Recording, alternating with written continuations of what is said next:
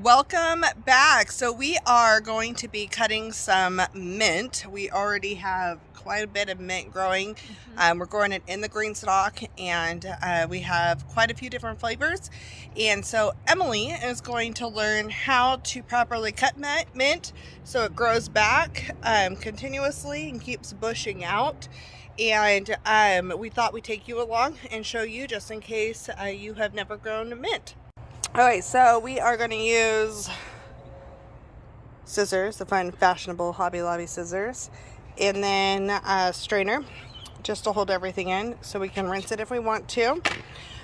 We have in here all kinds of mint growing. I'll go ahead and do a run through. This is Emily's favorite. It is spearmint. Then we have some chocolate mint growing. My absolute favorite is strawberry mint. We could not find the berries and cream mint that we wanted, so my husband picked out the orange mint. That one's the most recent one added. In here we just have some basic peppermint. And then this one's a new one to us. I just love how beautiful it is.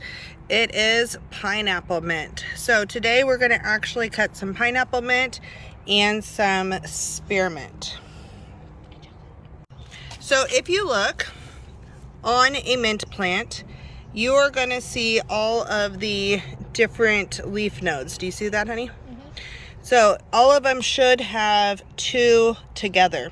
And when we look at this, if you look super close, you can see in every single one of those leaf nodes, you have new little leaves starting to grow out. Those are going to be new branches for your mint. You can see them down here. They're a little bit bigger. And that's when things start to branch out and create new bushier mint plants. So we always want to cut right above a node. We don't want to cut these little guys, and we don't want to cut way up here, because then you just have a node sticking out. And you can see here on the chocolate mint, this one I bought it and it had already been cut, and there's a new branch growing out right there. Let's see if there's any more good examples in here. Nope, not yet. Alright, so go and take your scissors, and we're going to come in here because mint is really, really hardy. We're going to come right above this, and you're just going to go ahead and cut that off. Closer, without getting that leaf. Yep. There you go. Next, we're going to go pretty far in there. How far down do you want to go? Let's see, right there. Yep.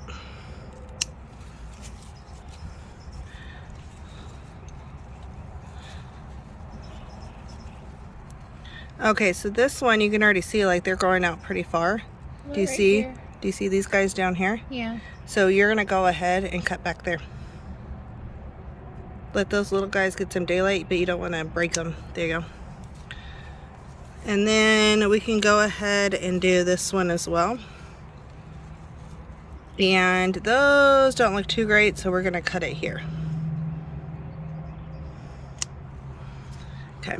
When this guy is growing up really tall in there, we're gonna go ahead and cut it down there. There. So spearmint is trimmed, and pineapple mint looks completely different. So this will be easy to go ahead and trim at the same time and get this starting to bush out more. And you can see, even though this one's frilly, it also has the little new leaves coming out at every single joint. So we're gonna go ahead and just cut this one right above that joint. This one, I think soft. It does. It's like fuzzy. It's pretty and fuzzy. Okay, so this one, there's lots of them on here.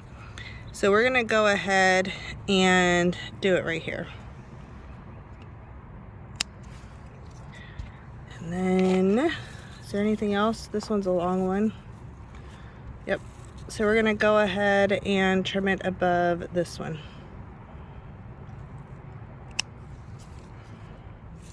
Is there any? These are weird because they're like a bunch of really long ones that are all curled up. So we'll do this one back here. Down. Sorry, right here. Right above this one. I'm doing that one because this one's all broken off here. So I want to give it some space to grow. About this one right here. Yeah, we can cut it back here. And then this one, just because this one doesn't look super healthy, I want to go ahead and there's new growth growing back here on it. So I want to go ahead and cut this one off and just give it a chance to get, Right here? Yeah, just get a chance to get healthy. Because mint will like grow back like crazy. All right, so we got spearmint and pineapple mint. We're good? Can we do chocolate mint too? Do you want chocolate mint to drink or what do you want it for? Can we propagate it? Let's see. Okay, so propagating, it's kind of the same thing. It's really easy to grow new mint plants. You're gonna want to kind of follow the same thing, but you're gonna want a really long stem.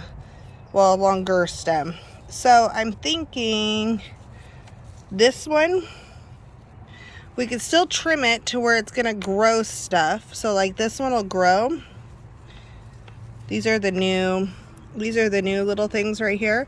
So let's cut it as close to this as we can without cutting those plants. Okay, so you can take this and we'll trim these guys off and put that in water. And then roots will grow out of here and you'll have enough room to plant down. So you should be good. So you want to give enough that you have some growth. You can watch it grow. It'll still branch out and create all kinds of good stuff. But you have enough to put it into water. And for you guys watching on here, I will show you basil. You harvest basically the same way. You're going to cut it above each one of the things and it'll keep branching out. So I have some basil that I propagated inside and I'll show you kind of what that looks like really fast. That answer your question? Yep. Okay. Okay, so really fast, I'm going to show you this. Emily's already seen this. We did the same thing. The basil has longer in between those armpits or the V's right there.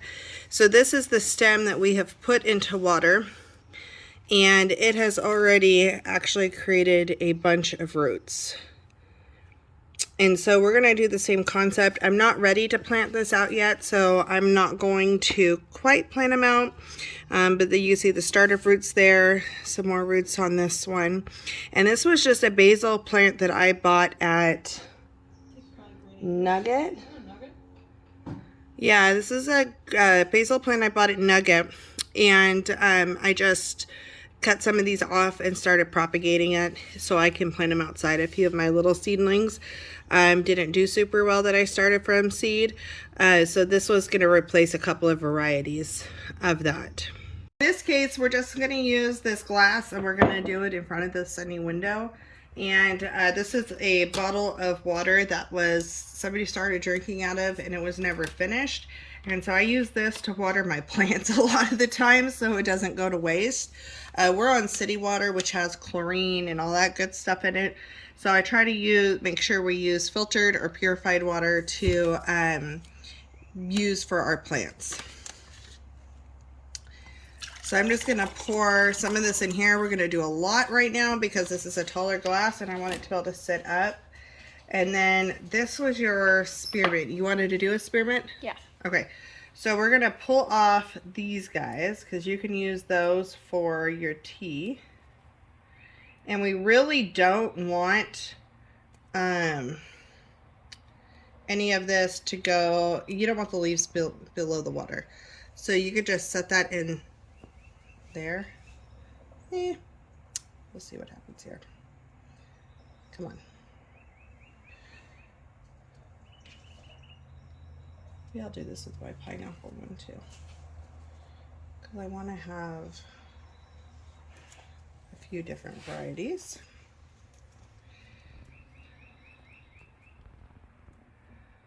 We're probably going to do a skinnier neck container here because these need to stay below water. And where is your, this is your chocolate mint. Yep. Deep. Yep. Nope, we need a smaller container. Go and pause.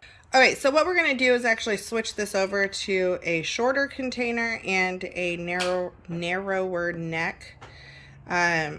Sometimes you might have to put something over the top a little bit to kind of weight these guys down and just make sure they're staying in.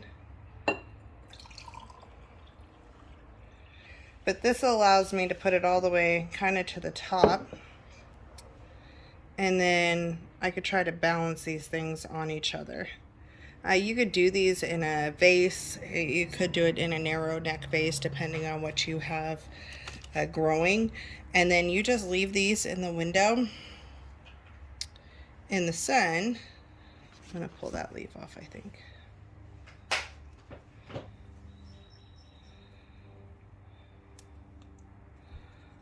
you go. Put them over here. On the other side of Miss Emily's homework. I'm going to try to balance that one in between this longer one, because this longer one has more stability. Yeah. All right. So there you go. So you can do that with thyme, you can do that with basil, and you could do that with mint, which is what we just did here. So just remember, the short one is your chocolate mint. We have the pineapple mint, and then this one's your spearmint. Now, we are running the risk having them share water that they're going to pick up each other's flavors a little bit. However, having them in the same soil, that can actually happen sometimes too. And they're not going to be in here a super long time. The pineapple mint is actually going to pop out, and I will end up getting in one of these, and then she's going to bring these over to her dad's house. So they will be ending up somewhere else. Do you have any other questions about propagating? No. Okay, any other questions about harvesting mint? Nope. Okay, and then we're going to use this mint for our teas, and so we're going to use the rest of these leaves for to dry, to hang up on clothespins on some twine to dry them. We're also going to use them fresh inside of our water, and so we'll keep, because we're in a small space in an apartment, we keep our mint pretty well harvested. I like to keep the types separate at the beginning of the year, especially, so I can really see how I want to use each flavor. But when we get down to very little mint, dry mint being left, we'll just mix it all together and have it be just a mint blend for a tea. Because Emily doesn't necessarily like pineapple very much, and I don't necessarily want spearmint mixed into everything. So we kind of balance that out and keep everything separate so we can do kind of what we want with it. And then the other thing we can do with it is we can make extracts after they're dry. With it, I prefer to do it with dried mint, not with fresh mint. It causes less opportunity for spoilage because of the moisture content in the leaves. So we'll go ahead and get going on that, and I hope this helps you at least be able to know how to harvest and how to propagate mint from different plants and cuttings. And then always, always, always put them in an area that you don't care if they spread. So either in a controlled container or in a bed that you don't care if they take over, because mint is a bully and mint will take over your yard. But at least it smells delicious and it tastes delicious. Have a good day.